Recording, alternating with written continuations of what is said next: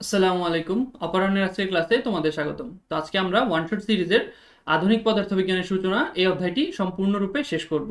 আচ্ছা, তো এই ক্লাসটি আসলে মূলত কাদের জন্য? এই ক্লাসটি আসলে যারা ইতিমধ্যে আধুনিক পদার্থবিজ্ঞানের সূচনা এটা বিভিন্নভাবে পড়ে আসছো, হয়তো ভালোভাবে হয়তো কোনো রকম পড়ে আসছো, অথবা যদি এমনও কেউ থাকো যে এই অধ্যায়টি আগে কখনোই দেখোনি, তারাও কিন্তু এই ক্লাসটি অবশ্যই দেখতে পারো। এই ক্লাসটি পুরোটা যদি তুমি না টেনে শেষ করো এবং সামনে খাতা নিয়ে বসো, কারণ আমি ক্লাসে আসলে অনেকগুলো সিকিউ সলভ করাবো ইনশাল্লাহ। প্রত্যেকটা টাইপের ধরে ধরে একটা বা দুইটা প্রবলেম আমি ইনশাল্লাহ সলভ করে দিব। মূলত টার্গেট থাকবে হচ্ছে এইচএসসিতে আসা কোশ্চেনের স্ট্যান্ডার্ডটাকে অনুসরণ করা। ওকে, বিভিন্ন বোর্ড কোশ্চেন নিয়ে মূলত আমি এই ক্লাসটি সাজাইছি। সো তোমরা যারা ক্লাসটি সম্পূর্ণভাবে শেষ করবা, আশা করছি তোমাদের এইচএসসির জন্য পরিপূর্ণভাবে আমি একদম বেসিক সহ, মূলত কনসেপ্ট সহ আমি পুরো সৃজনশীলগুলো সলভ করব। সো তোমরা যদি পুরো ক্লাসটি করো, তোমাদের একদম এইচএসসির ফুল প্রিপারেশন শেষ হয়ে যাবে এবং এডমিশনের জন্য খুব ভালো একটা ফান্ডামেন্টাল বা ভিত্তি তোমাদের কিন্তু তৈরি হয়ে যাবে ইনশাল্লাহ। ওকে, সো চলো ক্লাসটি শুরু করা যাক। তো প্রথমেই দেখে নেই যে আসলে আমাদের কি কি কন্টেন্ট থাকবে এখানে। তো আসলে মূলত এখানে আসলে কন্টেন্টে আমি টাইপগুলো রাখছি যে আসলে কি কি টাইপের এই অধ্যায়ে কন্টেন্ট আছে এবং কি কি টাইপ থেকে প্রশ্ন হতে পারে। তো প্রথম টাইপই আসলে আপেক্ষিকতা। আপেক্ষিকতা থেকেই কিন্তু মোটামুটি এই অধ্যায়ের 50% কোশ্চেন চলে আসে। যদি একটা কোশ্চেন আসে, এর মধ্যে একটা গতে থাকবে কিন্তু আপেক্ষিকতা নিয়ে। ঠিক আছে, সো আপেক্ষিকতা আমাদের বলতে পারো এই এই স্টেজে এই চ্যাপ্টারের সবচেয়ে বেশি ইম্পর্টেন্ট আমি বলবো। আপেক্ষিকতা হচ্ছে একদম 3 স্টার। ওকে, আচ্ছা, তারপর হচ্ছে ভরশক্তি সম্পর্ক। এটা থেকে মাঝে মাঝে কোশ্চেন চলে আসে। তারপর আমরা পড়বো হচ্ছে ডি ব্রগলির বস্তু তরঙ্গ।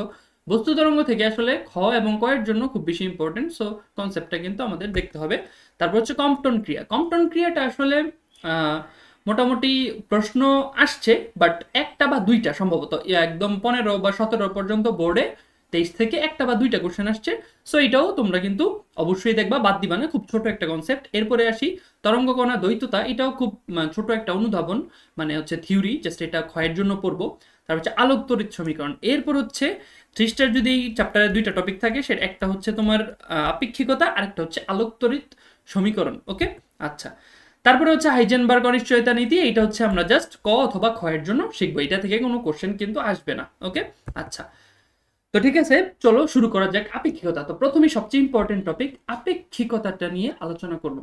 তো দেখো, উম, এই চ্যাপ্টারে যে আপেক্ষিকতাটা, আপেক্ষিকতা আসলে কি? আপেক্ষিকতার আসলে দুইটা তত্ত্ব আছে, একটা হচ্ছে সাধারণ তত্ত্ব, একটা হচ্ছে স্পেশাল তত্ত্ব বা বিশেষ তত্ত্ব। ঠিক আছে, আইনস্টাইনের স্পেশাল বিশেষ তত্ত্ব। আচ্ছা, তো আপেক্ষিকতাটা আসলে কি? আপেক্ষিকতাটা হচ্ছে আমরা কিন্তু মানে প্রসঙ্গ কাঠামো বলে একটা শব্দ পড়ে আসছি। ঠিক আছে, সেই প্রসঙ্গ কাঠামোটা কি? কোনো একটা বস্তু গতিশীল নাকি স্থিতিশীল তা মাপার জন্য বা বোঝার জন্য আমাদের কিন্তু অবশ্যই প্রসঙ্গ কাঠামো বা রেফারেন্স ফ্রেম দরকার হবে। আমি কিন্তু একটা বস্তুকে দেখলেই বলতে পারবো না যে বস্তুটা গতিশীল নাকি স্থিতিশীল। সে আসলে গতিশীলও হতে পারে, সে আসলে স্থিতিশীলও হতে পারে। এটা ডিপেন্ড করবে কার উপর? তুমি কোন রেফারেন্স ফ্রেম থেকে ওকে দেখতেছো বা মাপতেছো সেটার উপর, তাই না? যেমন দেখো, আমি যদি একটা ট্রেনে বসে থাকি, ট্রেনের বসা আমার আরেকটা বন্ধু কিন্তু আমার সাপেক্ষে স্থিতিশীল থাকবে, কিন্তু সেই ব্যক্তিটাকে যদি অন্য একটা রেফারেন্স ফ্রেম বা ট্রেন থেকে বের হয়ে যদি কেউ দেখে, তার মানে তার রেফারেন্স ফ্রেমটা কিন্তু আলাদা। সেই কিন্তু তখন দেখবে যে আসলে আমি এবং আমার বন্ধু দুইজনেই কিন্তু আসলে গতিশীল। তার মানে কোন একটা বস্তুর আহ, গতিশীলতা, ওর তারপর ভর, অনেক কিছু, এগুলো আসলে সবকিছুই আপেক্ষিক। এটা আসলে ডিপেন্ড করবে কার উপর? আমি কোন প্রসঙ্গ কাঠামো বা রেফারেন্স ফ্রেম থেকে দেখতেছি তার উপর। আচ্ছা, তো আইনস্টাইন আসলে কি বলছে? এই সবকিছু আপেক্ষিকতা তত্ত্বগুলো কিন্তু খুব একদম নিকটে, খুব বেশি আগের না, একদম মডার্ন ফিজিক্স, তাই না? খুব খুব কাছাকাছি সময় কিন্তু আবিষ্কার করা হয়েছে, বা পুরো পদার্থের নতুন একটা ডাইমেনশন আসলে খোলা হয়েছে। তো এইটা নিয়ে আসলে আমরা যারা মানে ভালোভাবে ব্যাপারটা ফিল করতে চাই, যেমন আমরা যা জানি যে আপেক্ষিকতার মধ্যে ভর বৃদ্ধি আছে, তারপর হচ্ছে দৈর্ঘ্য সংকোচন আছে, তারপর হচ্ছে কাল দীর্ঘায়ন আছে। ঠিক আছে, তো এই যে তিনটা জিনিস আসলে কিভাবে হয় অ্যাকচুয়ালি কিন্তু আমরা ফিল করতে পারি না। তো ওইটার জন্য আমি আসলে খুব ডিটেলসে এটা এই ভিডিওতে আমি আলোচনা করব না, কারণ তাহলে অনেক আমাদের এখানে টার্গেট হচ্ছে এইচএসসি টপিকটা কভার করা। সো ওই যে ডিটেলস বোঝার জন্য বা ফিল নেওয়ার জন্য, বা অ্যাকচুয়ালি জিনিসটা কি, ওই যে সাধারণ তত্ত্ব এবং আপেক্ষিকতার যে স্পেশাল তত্ত্ব আইনস্টাইনের, তত্ত্ব দুটো আসলে কি বুঝায়, কিভাবে আসলে গ্যালিলিয়ান ট্রান্সফরমেশন হয়, এই জিনিসগুলো কিন্তু এইচএসসি বা এডমিশনে ভালো করার জন্য ম্যান্ডেটরি না, বাট বুঝার জন্য, ভালো করে চ্যাপ্টারটা শেখার জন্য খুব বেশি জরুরি। সো ওই দুইটা টপিক নিয়ে আমি কিন্তু আলাদা সেপারেট দুইটা ভিডিও ইনশাল্লাহ নিয়ে আসবো, সেটা জাস্ট বুঝার জন্য, ঠিক আছে, ভালোভাবে যেন তোমরা ফিল করতে পারো। তো আজকে ওই জিনিসগুলো স্কিপ করলাম। তোমরা জানো যে আমাদের আপেক্ষিকতার মধ্যে তিনটা কন্টেন্ট, একটা হচ্ছে কি ভর বৃদ্ধি, কি বৃদ্ধি পায়, ভর বৃদ্ধি পায়। ধরো কোনো একটা বস্তু যদি গতিশীল থাকে, গতি আবার কেমন, সেই গতিটা কিন্তু কোনো ছোটখাটো গতি হবে না, সেই গতিটা কিন্তু অবশ্যই অলমোস্ট আলোর বেগের কাছাকাছি, অর্ধেক বা তার একটু বেশি বা তার একটু কম, মানে সাধারণ যে গতি, নর্মালি যে আমরা গতি আমরা আশেপাশে দেখি তার থেকে অনেক বেশি, ঠিক আছে। সেই গতিশীল যদি হয় তখন আমরা একটা সিগনিফিকেন্স চেঞ্জ দেখব, সিগনিফিক্যান্ট একটা চেঞ্জ দেখব। কিসে কিসে চেঞ্জ দেখব? ভর বৃদ্ধি হবে, তারপর তার সময়ে চেঞ্জ দেখব এবং তার দৈর্ঘ্যের মধ্যে চেঞ্জ দেখব, ঠিক আছে। আচ্ছা, তো এখন আমি শুরু করি যে ভর বৃদ্ধি। আচ্ছা, তো দেখো ভর আসলে কি পায়, বৃদ্ধি পায়, এটা মনে রাখবা যে ভর আসলে কি পায়, বৃদ্ধি পায়। তো ভর যদি বৃদ্ধি পায়, ভর বৃদ্ধি আসলে এটা আমরা ফর্মুলাটা কিভাবে মনে রাখতে পারি, জিনিসটা অনেকটা এরকম হবে। আমরা জানি যে দেখো আমাদের যে টার্মটা special term 1 minus V square by C square, এইখানে কিন্তু ফর্মুলা আসলে মুখস্থ করার দরকার নেই, জাস্ট তোমরা একটু এইভাবে মনে রাখবা যে 1 minus V square minus C square, এই টার্মটা অবশ্যই কি 1 থেকে ছোট না। এটা যদি কথার কথা এক্স হয়, এটা কি অবশ্যই 1 থেকে ছোট না। কারণ দেখো 1 থেকে এই যে V square minus C square, এই যে V square minus C square, এই টার্মটা 1 থেকে ছোট, অবশ্যই 1 থেকে ছোট। কারণ ভি তো always less than C, always less than C, কারণ কোনো কিছুর বেগই আসলে আলোর বেগের থেকে বেশি হবে না, তাই না, কোনো কিছুই কিন্তু আলোর বেগের বেশি হবে না। তো এই যে V square by C square, এই টার্মটা কিন্তু আসলে 1 এর থেকে ছোট। তো যখন আসলে 1 এর থেকে ছোট হবে, তার মানে 1 থেকে 1 এর থেকে ছোট কোনো কিছু একটা বাদ যাচ্ছে, 1 থেকে 1 এর থেকে ছোট কোনো কিছু একটা বাদ যাচ্ছে। তো আলটিমেটলি এই যে পুরা টার্মটা, এই পুরা টার্মটা কিন্তু 1 এর থেকে ছোট হবে, এই পুরা টার্মটা কিন্তু 1 এর থেকে ছোট হবে। এখন আমি যখন বললাম যে আসলে ভর বৃদ্ধি, কি বললাম, ভর বৃদ্ধি, তাহলে চিন্তা করবা এই যে দেখো, ধরো এই যে দেখো, তাহলে ফর্মুলাটা কি হবে, এম, মনে রাখবা এই যে ফর্মুলাটা, এই ফর্মুলাটা কিন্তু এক এক বইয়ে এক এক ক্লাসে এম এবং এম নট এক এক ভাবে ডিনোট করে। তো তোমরা অবশ্যই কিন্তু গোলায় ফেলবা না, এটা অবশ্যই যে কোনো একটা লেকচার ফলো করবা, ঠিক আছে। আমি জাস্ট বলি তোমার কোনো কিছু মনে রাখার দরকার নেই, কোনটাকে এম ধরবা কোনটাকে এম নট ধরবা, এটা নিয়ে আসলে তোমার কোনো প্যাচ লাগানোর দরকার নেই। জাস্ট এইটুকু মনে রাখবা যে ভর কি পায়, বৃদ্ধি পায়। কখন বৃদ্ধি পায়? যখন ভরটা গতিশীল থাকে, যখন ভরটা কি থাকে, গতিশীল থাকে। তার মানে তুমি এমন কোনো একটা রেফারেন্স ফ্রেম থেকে ভরটা মেজার করবা বা ভরটা মাপবা, যেই রেফারেন্সের সাপেক্ষে, ধরো আমি এইখানে মাটিতে বসে আছি, কোনো একটা বন্ধু রকেটে চড়ে সে হচ্ছে মহাকাশে যাচ্ছে অনেক হাই ভেলোসিটিতে, তখন আমি হচ্ছে আমার রেফারেন্স ফ্রেমে আমি যখন তাকে দেখব, তখন আমি দেখব কি সে আসলে অনেক বেশি গতিশীল। তার মানে গতিশীল অবস্থায় কোনো একটা বস্তুর ভর বৃদ্ধি পাবে, কি বলতো, গতিশীল অবস্থায় কোনো একটা বস্তুর ভর বৃদ্ধি পাবে, তার মানে সেই রেসপেক্টে আমি বলতেছি ভর বৃদ্ধি। আচ্ছা, তো ভর যদি বৃদ্ধি আমি বলি, তার মানে কি মনে রাখবা, ওই যে বৃদ্ধিটুকু কত হবে সেটা আসলে কি, সেটাকে আমি এম ধরলাম, ঠিক আছে। আচ্ছা, এইবার দেখো এটা হচ্ছে আদি ভর। আদি ভর কেন? কারণ আমি কি করছি, এই যে 1 এর থেকে যে ছোট জিনিসটা সেটাকে ভাগ দিছি। এখন কথা হচ্ছে ভাগ কেন দিছি ভাইয়া, দেখো তো, উপরে যদি কোনো একটা নাম্বার থাকে সাপোজ 5, সেই 5কে বা যা খুশি থাকুক না কেন, ওইটাকে যখন তুমি 1 এর থেকে ছোট, 1 এর থেকে ছোট, সেটা 0.9 হইতে পারে, 0.8 হইতে পারে, 0.5 হইতে পারে, ওই যাই আসুক না কেন, কারণ এই পুরো টার্মটা কিন্তু 1 এর থেকে ছোট। 1 এর থেকে ছোট যে কোনো একটা টার্ম দিয়ে যদি তুমি তাকে ভাগ করো, তখন কিন্তু সেই ফলাফলটা 5 এর থেকে বেশি চলে আসবে, সেই ফলাফলটা কিন্তু 5 এর থেকে অবশ্যই বেশি চলে আসবে, ঠিক আছে। 5 এর থেকে অবশ্যই কি চলে আসবে বলতো, বেশি চলে আসবে। তার মানে ভরটা কি বৃদ্ধি পাইছে। এখন ভর কার বৃদ্ধি পায়, যখন আমি দেখবো আমার সাপেক্ষে, আমি যেই রেফারেন্স ফ্রেমের সাপেক্ষে মাপতেছি ওই বস্তুটা গতিশীল, তার মানে ভর বৃদ্ধি পাবে। তাহলে বলো তো তোমার ফর্মুলাটা কি মুখস্থ করার দরকার আছে? তোমার কি এখানে বুঝতে কি খুব কষ্ট হবে যে আসলে তুমি কাকে এম ধরছো, মানে কোনটা, মানে স্থির সাপেক্ষে কোনটা গতিশীল। স্বাভাবিকভাবেই এমটা কি বলতো, এমটা হচ্ছে এখানে গতিশীলের মেজারমেন্ট, এমটা কি বলতো, গতিশীলের মেজারমেন্ট, যে কতটুকু ভর বৃদ্ধি পাইলো। আর এম নট কি, অবশ্যই সেই আদিটা, সেই স্থির সাপেক্ষে সে কত ছিল, রাইট। আচ্ছা, সো ভর বৃদ্ধির ফর্মুলাটা কিন্তু একদম মুখস্থ করার দরকার নেই, ওকে। সো তোমরা যারা আসলে একটু চিকন আছো তারা যদি ভর বাড়াইতে চাও, তারা যদি নিজের ভরটা আসলে বাড়াইতে চাও, তোমরা কি রকেটে চড়ো, রকেটে চড়ে অনেক বেশি গতি নিয়ে তোমরা মহাকাশে যাত্রা করো, তোমাদের ওজন কিন্তু ওজন বা ভর মানে ভরটা কিন্তু অবশ্যই বেড়ে যাবে। ওকে, আচ্ছা তাহলে ভর বৃদ্ধি জিনিসটা খুব ভালোভাবেই বুঝলাম। আচ্ছা এবার আসি দৈর্ঘ্য সংকোচন। এবার কি বলতো দৈর্ঘ্য সংকোচন, তোমরা জাস্ট এই টার্মগুলো মনে রাখবা, ভর বৃদ্ধি, ভর কি পায় বৃদ্ধি পায়, তারপরে কি দৈর্ঘ্য সংকোচন হয়, দৈর্ঘ্য কি বলতো সংকোচন। আচ্ছা দৈর্ঘ্য সংকোচনটা কিরকম? দৈর্ঘ্য সংকোচনটা মানে কাইন্ড অফ আমরা ছোটবেলায় অনেক সময় কলম নিয়ে এমন এমন করতাম না, কলম নিয়ে এমন এমন করলে তুমি যদি একটু ইফেক্টিভলি অনেক বেশি করো তখন দেখবে যে কলমটা তোমার কাছে একটু ছোট মনে হচ্ছে, আসলে ছোট হয়ে যাচ্ছে না আর তোমার কাছে একটু ছোট মনে হচ্ছে, ঠিক আছে? তো এইটা তো একটা সামান্য গতি, সামান্য একটা গতি, ঠিক আছে? তুমি যখন আসলে অনেক বেশি গতি নিয়ে আগাবা তখন দেখবা আসলে যেই স্থির রেফারেন্স ফ্রেম, মানে তুমি যে দুনিয়াতে বসে আছো, মানে তুমি পৃথিবীতে বসে তুমি দেখতেছো একটা রকেট যাচ্ছে, একটা রকেট যাচ্ছে, ওই যে যাওয়ার সময় তোমার তখন মনে হবে যে সে একটু ছোট ছোট হয়ে গেছে, সে একটু কি বলতো ছোট ছোট হয়ে গেছে, ঠিক আছে? তাহলে কি বলতো দৈর্ঘ্য সংকোচন। এখন দেখো তো ভাইয়া ওই যে দৈর্ঘ্য সংকোচনের ফর্মুলাটা আসলে কি হবে, এই যে আমার যে টার্মটা ছিল 1 - v²/c², এটা কিন্তু প্রত্যেকটা জায়গাতেই থাকবে। তো এই জিনিসটা কি ভাইয়া এখানে 1 এর থেকে ছোট না সব কেজি? এই জিনিসটা কি 1 এর থেকে অবশ্যই ছোট। তো 1 এর থেকে ছোট একটা জিনিস যখন গুণ হবে কোনো কিছুর সাপেক্ষে, কোনো কিছুর রেসপেক্টে, যেমন ধরো এল এর সাথে এই জিনিসটা গুণ হলো সাপোজ 0.8 অথবা 0.7, কথার কথা 1 এর থেকে ছোট যে কোনো কিছু হইতে পারে।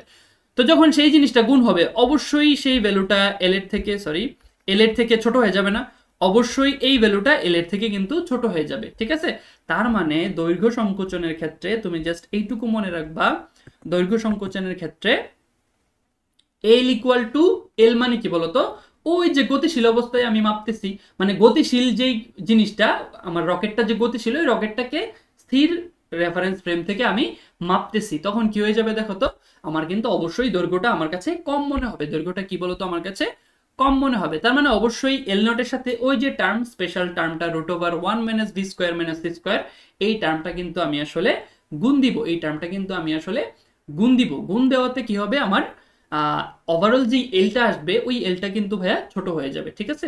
ওই এলটা কিন্তু ছোট হয়ে যাবে। তাহলে তোমার কি ফর্মুলা মুখস্থ করার কোনো দরকার আছে? দরকার নেই। এবং তোমার এইটাও প্যাচ লাগানোর কোনো দরকার নেই, কাকে তুমি এল ধরবা কাকে তুমি এল নট ধরবা, কোনটা স্থির কোনটা গতিশীল, এটা কিন্তু তোমার প্যাচ লাগানোর কোনো দরকার নেই। ওকে, আচ্ছা তার মানে এই যে দেখো আমার দুনিয়াতে একটা বল আমি দেখলাম এরকম, সেই যখন গতিশীল গতি পাবে তখন কিন্তু তাকে আমি দেখবো আরে জিনিসটা ছোট হয়ে যাচ্ছে, এই যে দেখো এই যে ছোট হয়ে যাচ্ছে জিনিসটা দৈর্ঘ্য বরাবর। অবশ্যই দেখো একটা জিনিস খেয়াল করার মতো, সে কিন্তু এই বরাবর গতিশীল, সে কিন্তু এই বরাবর গতিশীল, তুমি ভালো করে খেয়াল করো তার দৈর্ঘ্যটা কিন্তু সংকুচিত হচ্ছে শুধু এই বরাবরই, মানে এক্স অক্ষ বরাবর। দেখো তো তার এই বরাবর মানে ওয়াই অক্ষ বরাবর কি কোনো কিছু চেঞ্জ হচ্ছে না? একদম কিন্তু চেঞ্জ হচ্ছে না। দেখো তার ওয়াই অক্ষ বরাবর কিন্তু কোনো কিছুই চেঞ্জ হচ্ছে না, তার ওয়াই অক্ষ বরাবর কিন্তু কোনো কিছুই চেঞ্জ হচ্ছে না। সো যেই অক্ষ বরাবর সে গতিশীল আমি কিন্তু তাকে সেই অক্ষ বরাবরই ছোট হতে দেখবো, সেই অক্ষ বরাবরই কিন্তু আমি ছোট হতে দেখবো, ঠিক আছে? আচ্ছা তাহলে ভর বৃদ্ধি বারবার একটু বলতে থাকবে, যারা একদম মানে এই চ্যাপ্টারটা একদম নতুন পড়তেছো পরীক্ষার আগে বারবার একটু এইভাবে বলবা, টার্মটা মনে রাখবা যে ভর বৃদ্ধি দৈর্ঘ্য সংকোচন, ভর বৃদ্ধি দৈর্ঘ্য সংকোচন, তাহলে কিন্তু তুমি ওইভাবে টেকনিক দিয়ে বের করে ফেলতে পারবা, তোমার কিন্তু আর কোনো সমস্যা হবে না। আচ্ছা এবার আমরা চলে আসবো কাল দীর্ঘায়নে।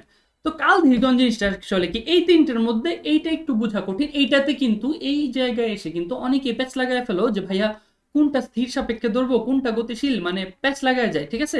তুমি জাস্ট আমার এই ট্রিক্সটা মনে রাখবা, একদম প্যাচ লাগবে না, জাস্ট এইটুকু মনে রাখো। আমি আবারও বলতেছি এটা কিন্তু এক একজন এক এক ভাবে পড়ায়, এক এক বইয়ে এক এক ভাবে ডিনোট করা থাকে। সো অবশ্যই তুমি যে কোনো একটা ফলো করবা, তুমি যদি আমারটা ফলো করো শুধু কিন্তু আমি যেভাবে দেখাচ্ছি ওইভাবেই কিন্তু ফলো করবা, নাহলে কিন্তু ভুল করার চান্স থাকবে। ওকে, আচ্ছা দেখো তো সূত্রতে আপাতত তাকাও না, তুমি প্রথমত চিন্তা করার চেষ্টা করো যে কাল দীর্ঘায়ন এই জিনিসটা আসলে কি। ধরো ভাইয়া তোমার একদিন পর পরীক্ষা, তার মানে 24 ঘন্টা পর তোমার পরীক্ষা, ঠিক আছে? তোমার এখন রিভিশন দেওয়া অনেক বাকি, তোমার একটু সময় ভাইয়া বেশি পাইলে ভালো হতো না? এখন সময় বেশি মানে আসলে কি, সময় বেশিটা মানে কিন্তু তোমার ঘড়িটা কিন্তু তোমার বন্ধুর যে ঘড়ি সেইটা রেসপেক্টে স্লো হয়ে যাও, এইটা কিন্তু তুমি চাও। তার মানে কি তোমার ঘড়ির কাঁটা একটু আস্তে চলুক, মানে তোমার ঘড়ির কাঁটা কাইন্ড অফ তোমার বন্ধুর 1 ঘন্টা হয়ে গেছে, কিন্তু তুমি চাচ্ছ ওই একই সময় তুমি পাবা, কিন্তু তোমার ঘড়িতে জাস্ট 30 মিনিট হোক। তার মানে কি আসলে দেখো তো, তার মানে ওই যে দেখো 1 ঘন্টা অথবা 60 মিনিট, তোমার বন্ধুর গেছে কত 60 মিনিট, কিন্তু তোমার আসছে কত বলো তো? তুমি কি চাও ওই ওর 60 মিনিট ইকুয়াল টু তোমার হোক কত বলো তো 30 মিনিট, তাহলে কিন্তু ওর ডাবল তুমি পড়তে পারতেছো। তুমি সেম পরিমাণ পড়াশোনা করবা, বাট তুমি তোমার ঘড়িতে তাকায় দেখবা যে কি তোমার ঘড়িতে মাত্র 30 মিনিট গেছে, তার মানে আরো 30 মিনিট তোমার বাকি। বাট ওই সময়ে তোমার বন্ধু 1 ঘন্টা পাস করে ফেলছে। তাহলে বলো তো এইভাবে যদি 24 ঘন্টা তুমি কাটাও, তার মানে তুমি আসলে পাবা 2 দিন বা 48 ঘন্টা। তোমার বন্ধু পাবে কয়দিন বলো তো? সেই 24 ঘন্টাই, তাই না? তার মানে কি তোমার জন্য সুবিধা হয় না? খেয়াল করো এখানে কিন্তু এই যে তোমার সময়টা স্লো হয়ে গেছে, এতে কিন্তু কাল দীর্ঘায়ন হয়েছে, কাল মানে সময় দীর্ঘায়িত হয়েছে, কিন্তু সময়টা দীর্ঘায়িত হইলেও ভ্যালুটা কিন্তু কমে গেছে। খুব ভালো করে খেয়াল করো, তোমার বন্ধুর 60 মিনিট ইকুয়াল টু তোমার কত বলতো 30 মিনিট, তোমার কত বলতো 30 মিনিট, তার মানে তোমার ভ্যালুটা কমে গেছে, তোমার সময়ের ভ্যালুটা কমে গেছে। তাহলে এই যে বললাম কাল দীর্ঘায়ন, অবশ্যই কিন্তু একটা ভ্যালোসিটিতে যাইতে হবে। তার মানে তুমি যদি মনে করো তোমার সময় আসলে মাত্র 24 ঘন্টা, তোমার সিলেবাস অনেক বাকি, তুমি একটা কাজ করো, তুমি একটা রকেট ভাড়া করে ওই রকেটে বসে প্রিপারেশন নিতে পারো। তাইলে কিন্তু দেখবা যে তুমি একদিনের জায়গায় অলমোস্ট 1.5 দিন অথবা 2 দিন পাইছো। ঠিক আছে, তুমি কিন্তু একদিনের জায়গায় 1.5 দিন অথবা 2 দিন পাইছো। এই গল্পটা কেন বললাম, এইটা আসলে তোমাকে মনে রাখতে হেল্প করবে অনেক বেশি, এবং তুমি ইনশাল্লাহ আর কোনো দিনই এটা প্যাচ লাগাবা না। অলওয়েজ মনে রাখবা কাল দীর্ঘায়িত হবে, কোনো সমস্যা নাই, কিন্তু ভ্যালু বা মানটা কিন্তু কমে যাবে। কি বললাম?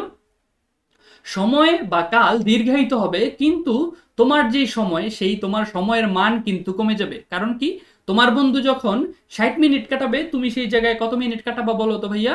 মাত্র 30 মিনিট অথবা 40 মিনিট অথবা 50 মিনিট, মানে তার থেকে কম। এটা ডিপেন্ড করবে তোমার বেগের উপর, তোমার কি বলতো বেগের উপর। আচ্ছা, তার মানে আমি কি বলতে পারতেছি, আমার সময়ের ভ্যালু মানে আমার যে গতিশীল অবস্থায় আমার যে সময়ের ভ্যালুটা, সেটা কি বলতো কমে যাবে। গতিশীল অবস্থায় আমার সময়ের ভ্যালুটা কি হয়ে যাবে বলতো?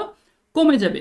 আচ্ছা, তার মানে দেখো এই যে যেহেতু কমে যাবে, তার মানে এই টার্মটার ভ্যালু তো আমি, এই টার্মটা যেটা আসবে সেটা অনেক থেকে ছোট, তার মানে সেটা আমি ওই যে সময় আমার বন্ধুর যে সময়, আমার বন্ধুর সময়টা কোনটা স্থির, স্থির সাপেক্ষে, মানে সে যখন স্থির রেফারেন্স ফ্রেমে ছিল, ওই বন্ধুর সময়ের সাথে আমার সময়টা কি হয়ে যাবে বলতো গুণ হয়ে যাবে। আমার সময়টা গুণ হয়ে গেলেই কিন্তু আমি গতিশীল অবস্থায় আমার সময়টা পেয়ে যাব। ঠিক আছে, প্যাচ লাগানোর কোনো দরকার নেই। তার মানে আমি কিন্তু তখন গতিশীল অবস্থায় আমার সময়টা পেয়ে যাব। ঠিক আছে, তাহলে আমি আবার একটু রিভিউ করি।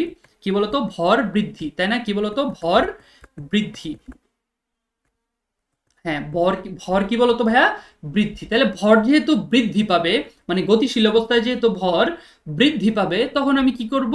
তার মানে আমি ওই যে স্থিতিশীল অবস্থায় মানে স্থির অবস্থায় যে ভরটা ছিল ওইটার সাথে ওই যে স্পেশাল টার্ম সেটাকে আমি ভাগ দিয়ে দিব। তাইলে আমি গতিশীল অবস্থায় আমার ভরটাকে একটু বেড়ে যাবে। স্থির অবস্থায় যদি 30 থাকে, 30 কেজি বা 60 কেজি থাকে, আমার তখন হয়ে যাবে কি 70 কেজি, 80 কেজি, তাই না? ভরটা আমার বেড়ে যাবে গতিশীল অবস্থায়। আচ্ছা, ঠিক আছে, ভর বৃদ্ধি, তার মানে স্পেশাল টার্মটা কি করব? ভাগ দিব। স্থির অবস্থার সাপেক্ষে যেটা থাকবে ওটা নিচে স্পেশাল টার্মটা কি করব? ভাগ দিব। আচ্ছা, তারপর কি বলতো ভাইয়া? দৈর্ঘ্য সংকোচন। দৈর্ঘ্য সংকোচনে আমি কি করব? দৈর্ঘ্য সংকুচিত হবে, মানে ভ্যালুটা কমে যাবে। দৈর্ঘ্য কি হবে? সংকুচিত হবে, মানে ভ্যালুটা কিন্তু কমে যাবে। সেই যে কমা ভ্যালুটা, সেটা আমি কি করব ভাইয়া?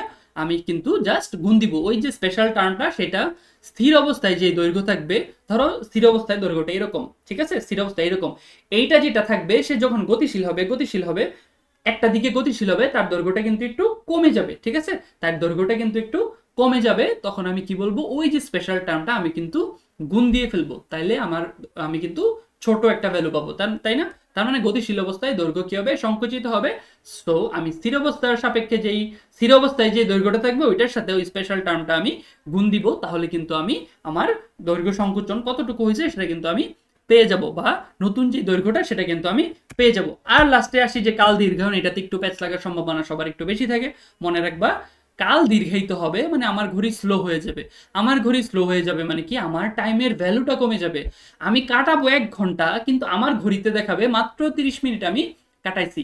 1 ঘন্টা বলতে 60 মিনিট আমি কাটাবো ঠিকই, 60 মিনিট মানে সাপোজ স্থির বা দুনিয়ার সাপেক্ষে, মানে দুনিয়াতে তোমার যে বন্ধুটা পৃথিবীতে থাকবে সে 1 ঘন্টা কাটাবে, কিন্তু তোমার রকেটে তুমি দেখবা কি তুমি মাত্র 30 মিনিট কাটাইছো, তাই না? তো 1 ঘন্টা সময় তুমি পড়তে পারবা, সেও যদি 1 ঘন্টা একটা চ্যাপ্টার শেষ করে, তুমিও একটা চ্যাপ্টার শেষ করবা, বাট তুমি দেখবা কি বলতো তোমার মাত্র 30 মিনিট গেছে, ঠিক আছে? তাহলে কি ভ্যালু কমবে, কাল দীর্ঘায়িত হবে, কাল দীর্ঘায়িত হবে কিন্তু ভ্যালুটা কমবে। সো ভ্যালু যেহেতু কমবে তাহলে অবশ্যই স্থির রেফারেন্সে যেই সময়টা থাকবে ওই সময়ের সাথে আমি কিন্তু গুণ দিব, ঠিক আছে? আচ্ছা, আই হোপ 3টা কনসেপ্টই খুব ভালোভাবে ক্লিয়ার হয়েছে। এখন চলে যাই আসলে আমরা একাধারে এই 3টা কনসেপ্টের উপর আমরা কিন্তু বোর্ড কোশ্চেন সলভ করব। আমি যতগুলো কোশ্চেন নিব সবগুলাই কিন্তু আসলে এক একটা বোর্ড কোশ্চেন, বিভিন্ন ইয়ারে আসা, বিভিন্ন বোর্ডে আসা কিন্তু বোর্ড কোশ্চেন। সো এইচএসসির জন্য তুমি যদি এই কোশ্চেনগুলা টাইপ ওয়াইজ খুব ভালোভাবে সলভ করো, তোমার কিন্তু আর প্রিপারেশন ইনশাল্লাহ বাকি থাকবে না। ওকে, সো খাতা কলম নিয়ে আমার সাথে রেডি হও, আমার সাথেই একদম সাথে সাথে করে ফেলবা, ঠিক আছে?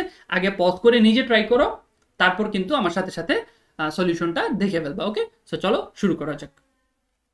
আচ্ছা, তো প্রথম ম্যাথটা কি বলছে, 40 আলোক বর্ষ দূরে একটি গ্রহে যাওয়ার জন্য 45 বছর বয়সী নভোচারীকে 0.6 বেগের নভোযানে পাঠানো হলো। আচ্ছা, সো পদার্থবিজ্ঞানের যে কোনো ম্যাথ সলভিং এর সময়, সেটা এইচএসসি হোক অ্যাডমিশন হোক, তুমি কি করবা, চোখ বন্ধ করে দেওয়া আছে লিখবা, চোখ বন্ধ করে ডাটাগুলো লিখে ফেলবা।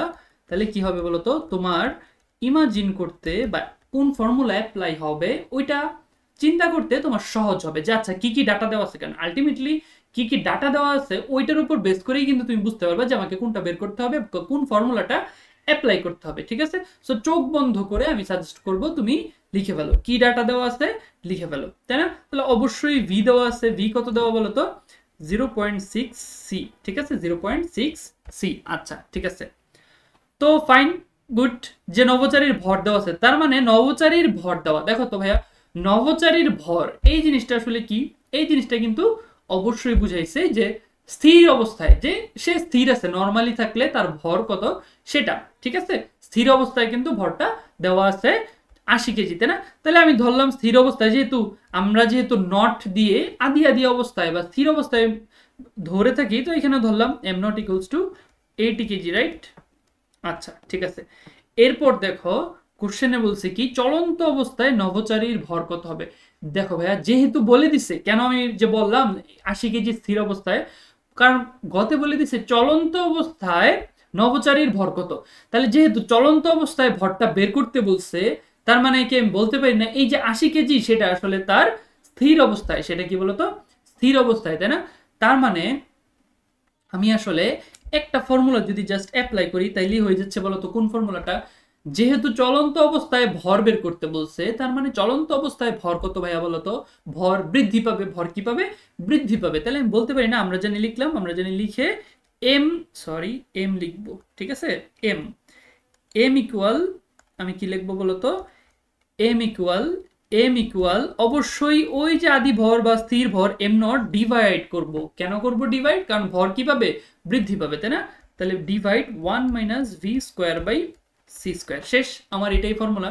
তাহলে এখানে আমি কি বসাবো বলতো, এখানে এটি বসাবো, এইখানে 1 মাইনাস ভি স্কোয়ার মানে 0.6 সি স্কোয়ার, হ্যাঁ 0.6 এর উপর একটা স্কোয়ার থাকবে, ডিভাইডেড বাই কিন্তু বলতো, সরি ডিভাইডেডটা এটুকু হবে, ডিভাইডেড বাই বলতো কি সি স্কোয়ার। তাহলে এটা ক্যালকুলেশন করলে যা আসে, আমি একটু ক্যালকুলেশন করি, তাহলে উপরে 80, নিচে হচ্ছে 1 মাইনাস 0.6 হোল স্কোয়ার, কারণ সি স্কোয়ার কাটা, তার মানে 100 কেজি, কত বলতো আনসার, 100 কেজি, ঠিক আছে? এটা কিন্তু ঢাকা বোর্ড 2024 সালের কোশ্চেন, এইটাই কিন্তু আনসার। তার মানে দেখো ভাইয়া, এইচএসসির যে গটা এটা কিন্তু একেবারেই সিম্পল আসে, ম্যাক্সিমাম কোশ্চেনে, দু একটা হয়তো ডিফারেন্ট থাকতে পারে, ম্যাক্সিমাম কোশ্চেনেই কিন্তু ভাইয়া একদম সিম্পল আসবে, ঠিক আছে? তাহলে এটা কিন্তু তোমরা অবশ্যই, আমি সলভ করার আগে নিজেরা একটু ট্রাই করবা, নিজেরা ট্রাই করে যদি না পারো অথবা পারো পরে আমার সলিউশনটা দেখবা, ঠিক আছে? আই হোপ তোমরা ঘটাও একটু নিজেরা ট্রাই করো, পারলে তো খুবই আলহামদুলিল্লাহ, ঠিক আছে? আই হোপ তোমরা অবশ্যই পারবা। ওকে, এবার আমি ঘতে যাচ্ছি, একটু দেখো ঘ আসলে একটু দেখার মতো আছে। ওকে, আমি এবার ঘতে যাচ্ছি, দেখো তো ঘতে কি বলছে। ঘতে বলছে উদ্দীপকের তথ্য অনুযায়ী নভোচারী ওই গ্রহে জীবিত পৌঁছাতে সক্ষম হবে কিনা। তার মানে কি বলতো, আমি দুনিয়ার, মানে আমি যে ভূপৃষ্ঠে আছি বা পৃথিবীতে আছি, পৃথিবীতে একটা ঘড়ি আছে বা একটা টাইম ফ্রেম আছে, তাই না? ওই টাইম ফ্রেমে নভোচারীর বয়স কত বলতো? 45 বছর। মানে অলরেডি সে 45 বছর বয়স পার করে ফেলছে। মানে 45 বছর বয়সী একজন নভোচারী সে রকেটে উঠছে বা নভোযানে উঠছে, উঠে সে চলতেছে। তার মানে ওই যে চলা শুরু করার পর থেকে তার বয়সটা কাউন্ট হবে কিন্তু ওই গতিশীল রেফারেন্স ফ্রেমে। তার মানে কি বলতো? চলা শুরু করার পর থেকে তার বয়স কাউন্ট হবে কোথায় বলতো? গতিশীল টাইম ফ্রেমে, রাইট? আচ্ছা, তো গতিশীল টাইম ফ্রেমে কি হয় আমরা জানি। গতিশীল টাইম ফ্রেমে কিন্তু কাল দীর্ঘায়িত হয়। ভাই কাল দীর্ঘায়িত মানে কি ভ্যালু বেড়ে যাবে? না, মনে রাখবা কাল দীর্ঘায়িত হয় মানে ভ্যালুটা কিন্তু কমে যাবে। তা ভ্যালু কমা মানে কিন্তু আমার ফর্মুলা কোনটা বলতো? একদম সহজ। তাহলে টি ধরো ওই যে গতিশীল অবস্থায় টাইম টি ইকুয়ালস টু কিন্তু টি নট ইন্টু 1 - v² / c²। তাহলে ফর্মুলা তো বসাইতে আমার কোনো সমস্যা বলো? না, সমস্যা না। বাট একটা কথা আছে, সেটা হচ্ছে সে যাবে আসলে কতটুকু, সে আসলে কতটুকু যাবে দেখো তো। সে যাবে হচ্ছে 40 আলোক বর্ষ দূরে। তার মানে দেখো এখানে একটু ছোট্ট কাজ বাকি, সেটা হচ্ছে আবার দেখো নভোচারীর গড় আয়ুষ্কাল কত? 80 বছর। নভোচারীর গড় আয়ুষ্কাল বলতো কত বছর? 80 বছর। তার মানে আমাকে আসলে দেখো টি অথবা টি নট দুইটার একটা তোমার জানা থাকা লাগবে, তাইলে না আমি অপোজিটটা বের করতে পারবো। যেমন গতিশীল অবস্থায় কত, এইটা বের করার জন্য আমাকে আসলে টি বের করতে হবে। তো টি বের করার জন্য ভাই আমাকে তো টি নটটা জানতে হবে। যে ধরো আমার বন্ধু বা নভোচারী তোমার বন্ধু, উনি বন্ধু তো হতে পারবে না, 45 বছর, ধরো উনি আঙ্কেল, ঠিক আছে? উনি রকেটে যখন উঠছে ঠিক তখন থেকে উনি রকেটে একটা সময় কাটাইলো, ঠিক আছে? ওই যে সময়টা কাটাইলো এইটা আসলে পৃথিবীর সাপেক্ষে কতটুকু হইছে। মানে তুমি যে পৃথিবীতে বা ভূপৃষ্ঠে দাঁড়ায় আছো, তুমি যে ঘড়ি নিয়ে দাঁড়ায় আছো, দেখি আঙ্কেলটা কতক্ষণ যায়, ঠিক আছে? দেখি উনি কতক্ষণ ওইখানে যায়, কারণ উনি ওইখানে গিয়ে ধরো তোমাকে একটা সিগন্যাল পাঠাবে যে আমি আসছি। তার মানে ওই যে ওনার রকেটটা শুরু করা থেকে ওইখানে পৌঁছানো পর্যন্ত তুমি দুনিয়াতে বসে তো দুনিয়ার টাইম ফ্রেমে মাপতেছো, তোমার টাইম ফ্রেমে তুমি সময় কাউন্ট করতেছো, তাই না? ওইটা যদি আমি কাউন্ট করতে পারি তাইলেই কিন্তু আমি এক্স্যাক্টলি কি পেয়ে যাব বলতো? তাইলেই কিন্তু আমি টি নটটা পেয়ে যাব। তার মানে স্থির কাঠামোতে বা নন গতিশীল মানে গতিশীল না অথবা স্থির যাই বলো না কেন, স্থির কাঠামোতে টাইম কত সেটা কিন্তু টি নট। তাহলে সেটা কি আমার পাওয়াটা অবশ্যই জরুরি, তারপরে আমি টি বের করতে পারবো, তাই না? তো সেইটা পাওয়ার জন্য ভাইয়া আমার কাছে কিন্তু একটা ইনফরমেশন দেওয়া আছে, সেটা কি বলতো? এস। এস কত দেওয়া ভাইয়া বলতো? 40 আলোক বর্ষ। তো 40 আলোক বর্ষ মানে আলোক বর্ষ থেকে তুমি কিসে যাবা? মিটারে যাবা। আলোক বর্ষ থেকে তুমি কিসে যাবা? মিটারে যাবা। তাহলে 40 ইন্টু 9.4 ইন্টু 10⁻15 মিটার। এটা একটু কষ্ট করে মনে রাখবা। এটা কি বলতো? একটু কষ্ট করে মনে রাখবা যে 9.4 ইন্টু 10⁻15 মিটার। এটা কিন্তু বোর্ডের কোশ্চেন, সো চলে আসতে পারে। আচ্ছা, তো 40 ইন্টু এত, তার মানে আনসার হচ্ছে কত বলতো? দূরত্বটা আমি মাপতেছি 40 into 9.4 into 10⁻15, that means 3.76 into 10 কত বলতো? 17,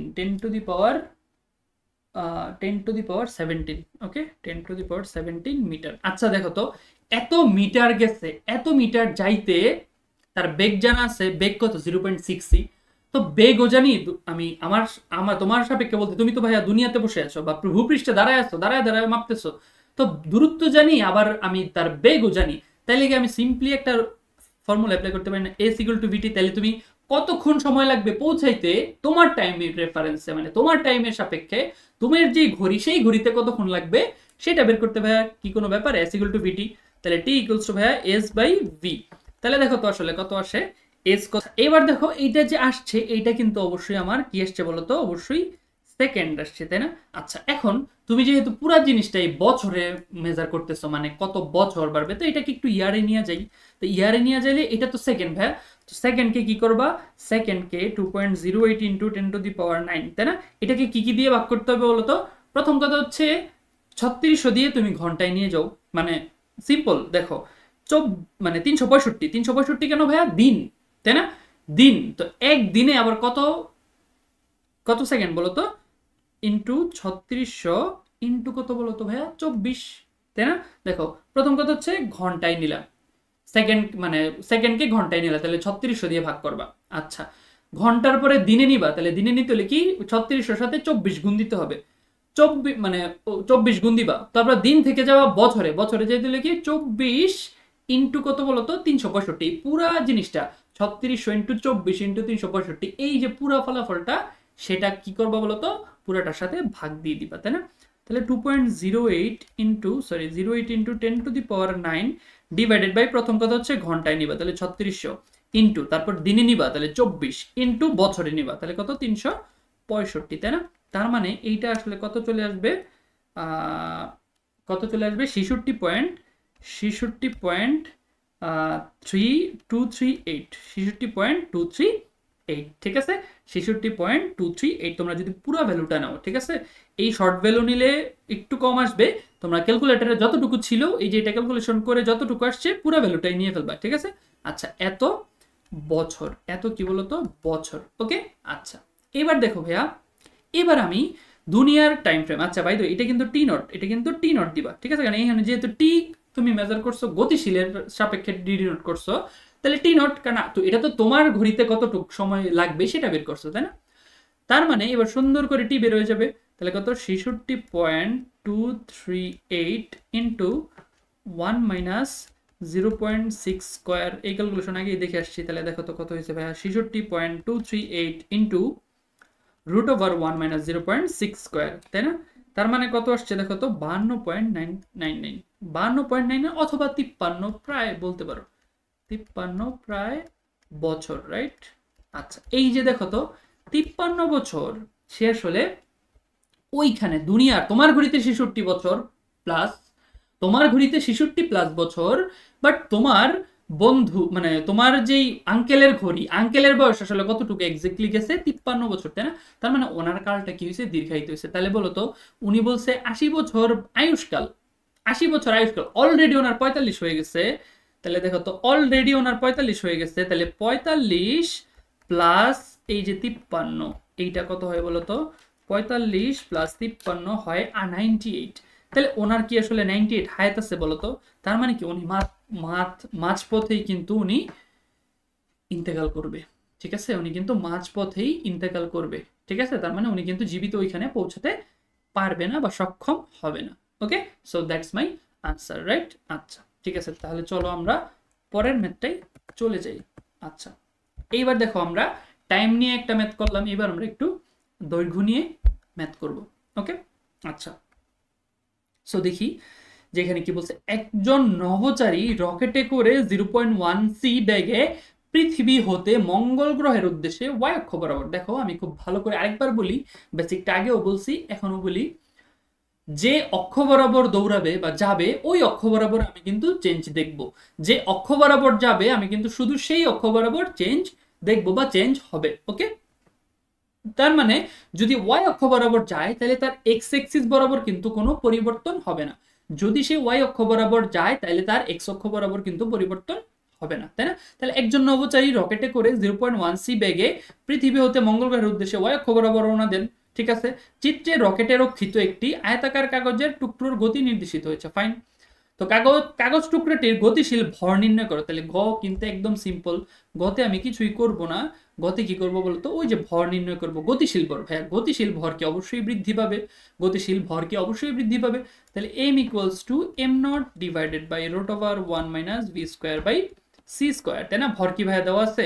না, ভর কিন্তু দেওয়া, ও অবশ্যই ভর কিন্তু অবশ্যই দেওয়া আছে 10 গ্রাম, তো গ্রামকে কিন্তু অবশ্যই তোমরা কেজিতে নিতে ভুলবে না, ঠিক আছে? একটু কষ্ট করে কেজিতে নিয়ে যাওয়া, তাই না? তাহলে 10 into 10⁻³ divided by √1 minus V square কত ভাই 0.1 হোল স্কোয়ার, সি স্কোয়ার কাটা, তাহলে ক্যালকুলেশন করে যা আসে তা আমি আর ক্যালকুলেশন করব না, সামনের একটা ম্যাথও আমি আর ক্যালকুলেশন করব না, শুধু শুধু ভিডিওটা একটু লেন্দি হয়ে যাবে, ঠিক আছে? আমি ক্যালকুলেশনগুলো একটু স্কিপ করব, ভ্যালু বসাবো, ক্যালকুলেশনটা করব না, ওকে? সো এত, রাইট? আচ্ছা, ঠিক আছে, তার মানে এটা কিন্তু হয়ে গেল, ওকে?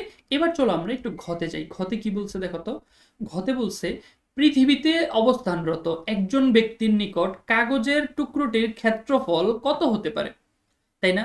তার মানে দেখো পৃথিবীতে ক্ষেত্রফল কত ভাইয়া √3 ইন্টু দৈর্ঘ্য ইন্টু প্রস্থ, এত, এটা কি বলতো পৃথিবীর ক্ষেত্রফল, তাহলে পৃথিবীর ক্ষেত্র কত √3, কিন্তু সে যখন গতিশীল হবে ওয়াই অক্ষ বরাবর, তখন কি ভাইয়া ভাইয়া তার ওয়াই অক্ষ বরাবর যে 1 মিটার, এই যে ওয়াই অক্ষ বরাবর 1 মিটার, এই যে ওয়াই অক্ষ বরাবর 1 মিটার, এটা কি ভাই চেঞ্জ হবে কিনা বলতো? এই যে এটা কি ভাই ছোট হয়ে যাবে না?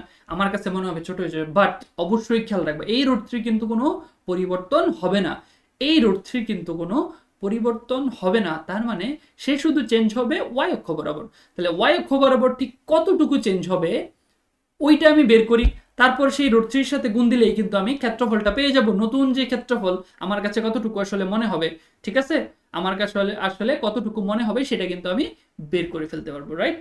আচ্ছা, তাইলে চলো আমি এক কাজ করি, আমি জাস্ট ওই যে দৈর্ঘ্য সংকোচনের সূত্রটা অ্যাপ্লাই করি। তাহলে কি L0 into √1 minus V square by C square. আচ্ছা বলো তো ভাইয়া, এইখানে যে L0 এটা কত বসাবো? √3 বসাবো না 1 বসাবো? ইয়েস, অনলি 1 বসাবো, ঠিক আছে। তাহলে 1 মানে কিন্তু অনেকবার বলতেছি কেন, কারণ এটা আসলে তোমরা এটাই ভুল করবা, দেখবা যে পরীক্ষা হলে তোমার এই জিনিসটাই ভুল হবে, এই জন্য আমি বারবার এটাই বলতেছি, ঠিক আছে। আচ্ছা, তো ভি স্কোয়ার মানে কি 0.1 হোল স্কোয়ার, রাইট? তার মানে এটি একটু ক্যালকুলেশন করি, যেহেতু এরিয়া বের করতে হবে, তো 1 ইন্টু √1 মাইনাস 0.1 হোল স্কোয়ার, তার মানে কত আসছে বলো তো? 0.9949। এটা একটু ট্রাই করবা কি পুরোটাই নেওয়ার জন্য, কেন? কারণ খুব সামান্য পরিবর্তনের কারণে অনেক বেশি চেঞ্জ হয়ে যায়, ঠিক আছে।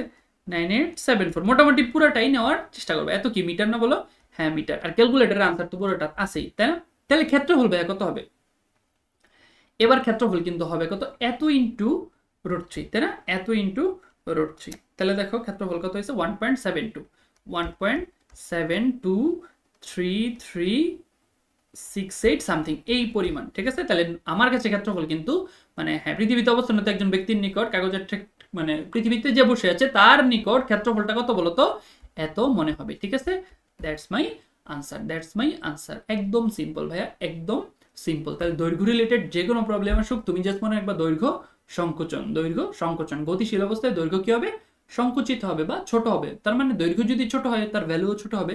এক্সেপশনাল কি শুধু কাল দীর্ঘায়ন, কাল দীর্ঘায়িত হয় ঠিক আছে, বাট তার ভ্যালু কমে। তার ভ্যালু কি কমে? মনে রাখবা অলওয়েজ গতিশীল অবস্থায় সময় অলওয়েজ ছোট। তাহলে এই টাইপের কোনো ম্যাথেই তোমাদের কিন্তু সমস্যা হবে না ইনশাল্লাহ। ওকে, চলো লাস্ট একটা ম্যাথ করি, সেটা হচ্ছে কি, আচ্ছা এটার পরে কি আর এই টাইপের ম্যাথ আছে? না, তার মানে এই ম্যাথটাই আমাদের আপেক্ষিকতার উপর লাস্ট ম্যাথ। ওকে, আচ্ছা 1 মিটার লম্বা একটি ধাতব বস্তুর, হ্যাঁ এই ম্যাথটা কিন্তু একটু ইউনিক, একটু ডিফারেন্ট আসছে, সম্ভবত কুমিল্লা বোর্ডে আসছে। আচ্ছা চলো এটা দেখে ফেলি যে ঘনত্ব আসছে, তাই না?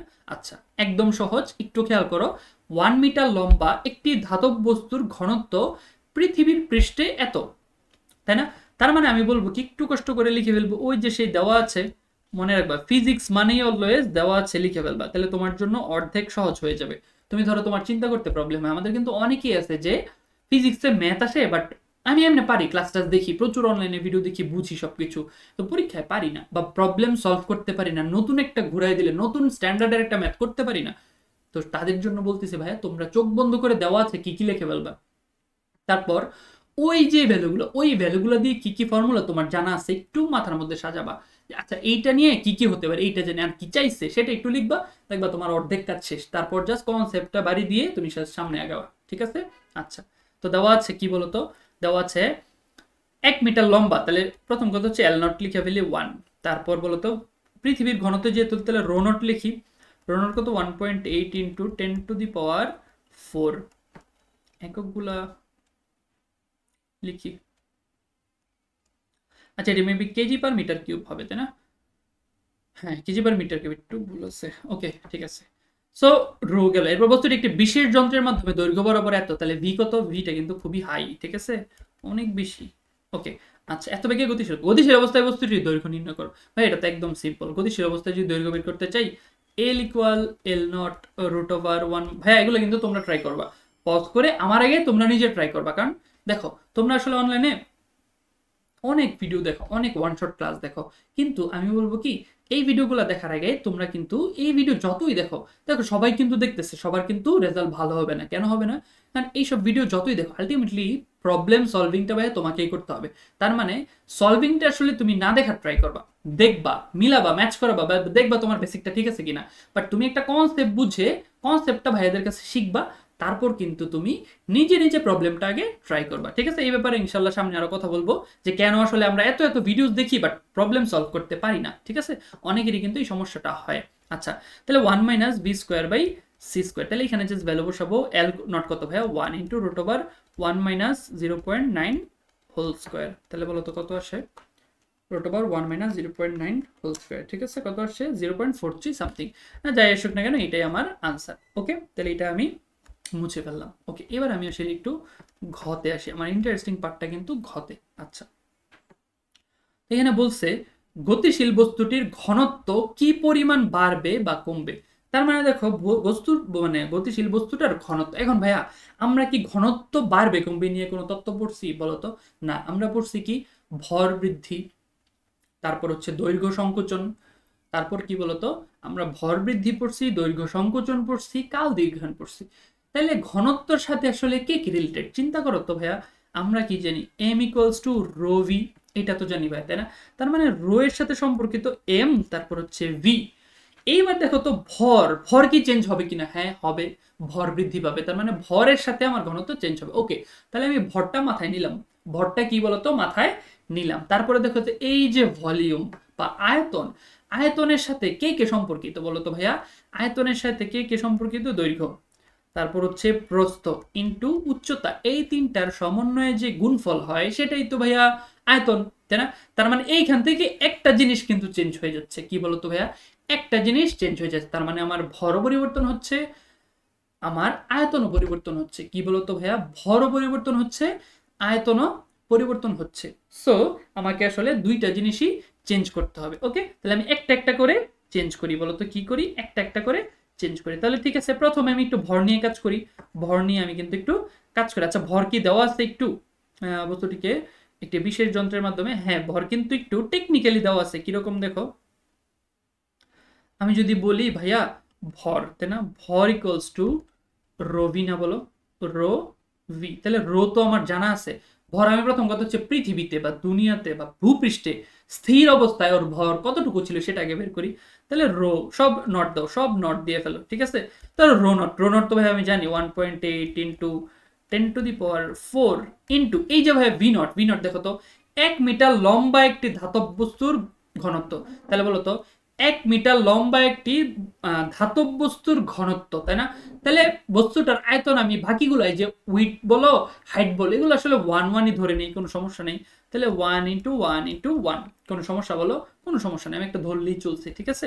আচ্ছা, তো 1.8 ইন্টু 10⁴ তার মানে এতই থাকতেছে, 1.8 ইন্টু 10⁴ কেজি ধরো থাকতেছে। ওকে, আচ্ছা, এইটা কিন্তু আমার এম নট, তাই না? এবার আমি আসলে প্রথম কথা হচ্ছে বের করি যে তার ভর কতটুকু বৃদ্ধি পাবে, তাই না? তাহলে ভর বৃদ্ধি আসলে কি M equals to M naught, এই জিনিসগুলো কিন্তু একদম ভাজা ভাজা হয়ে গেছে already, 1 minus B square by C square. ঠিক আছে, এখানে কিন্তু গতি অনেক, সো অনেক বেশি চেঞ্জ হবে। 1.8 ইন্টু 10⁴ তো ডিভাইডেড বাই আসলে root over 1 minus 0.9 square, value কিন্তু অনেক বেশি আসবে। ঠিক আছে, কত আসছে বলো তো? 1.8 into 10⁴ divide by 1 minus 0.9 square, কত আসছে? হ্যাঁ,